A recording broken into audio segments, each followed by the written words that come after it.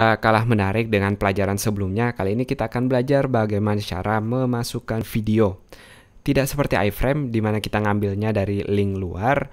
Dengan tag video ini kita ngambil konten kita sendiri. Tag video dimulai dengan tag video cukup jelas dan juga ditutup dengan tag yang sama. Lalu tag yang penting di dalamnya adalah tag source dengan atribut src untuk ngambil sumber videonya. Tentu kita butuh video di sini.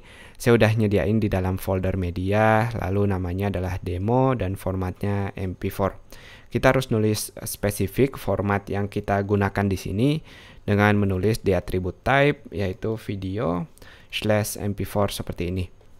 Cukup dengan hal ini, kalau kita refresh sekarang, videonya udah masuk tentu dengan ukuran yang sangat gede. Untuk itu kita masukkan atribut width untuk lebarnya 300 dan juga height untuk tingginya saya akan bikin 300 juga, dan kita udah bisa lihat videonya jauh lebih kecil sekarang.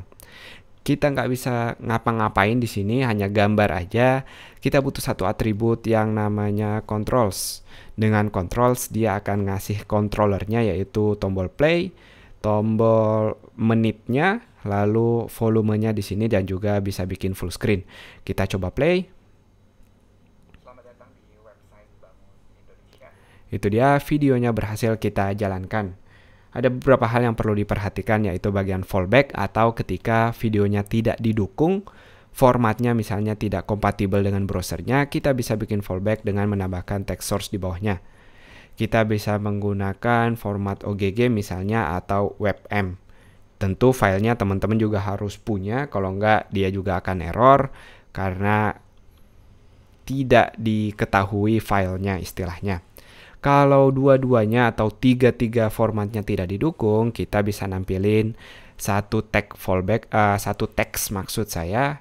Kita bisa nulis browser Anda tidak didukung.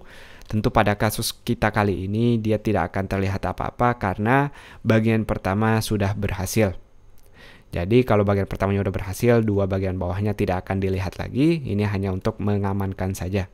Pastikan teman-teman berada di folder dan file yang benar untuk mengambil gambar atau videonya. Ada beberapa atribut lain yang bisa kita mainkan di sini. Misalnya kalau kita mau dia otomatis jalan, kita bisa menggunakan autoplay.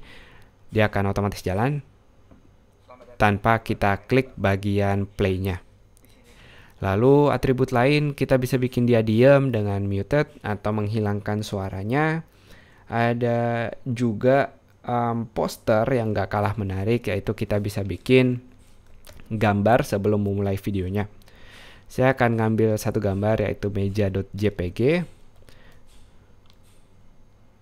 Teman-teman lihat sebelum dia ngeplay ada gambar di sana. Kalau mau lebih detail lagi, autoplay-nya akan kita hilangkan. Dan ini dia gambarnya akan muncul sebelum kita play videonya seperti biasa.